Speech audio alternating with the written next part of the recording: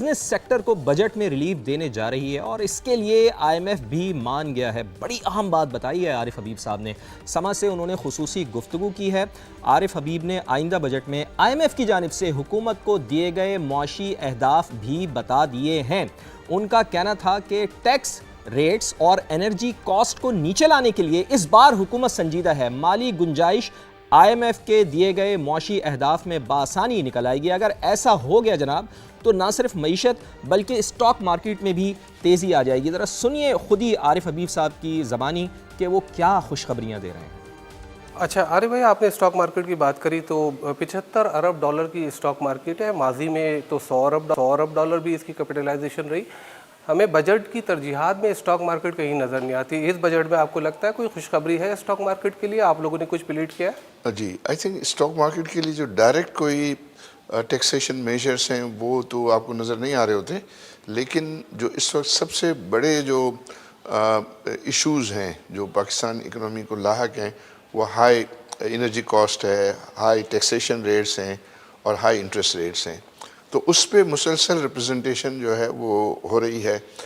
کچھ energy prices کم بھی ہوئی ہیں اور آگے امید نظر آتی ہے کہ اس میں مزید کمی ہوگی، اور اس پہ تمام تاجر ایسوسی ایشن جو ہے وہ گورنمنٹ کو یہ ریپرزینٹ کر رہی ہوتی ہیں کہ ان کو کم کرنے کی کوشش کی جانی چاہیے اگر پاکستان چاہتا ہے کہ پاکستان کے اندر فورن انویسٹمنٹ بھی آئے اور لوکل انویسٹمنٹ بھی بڑھے۔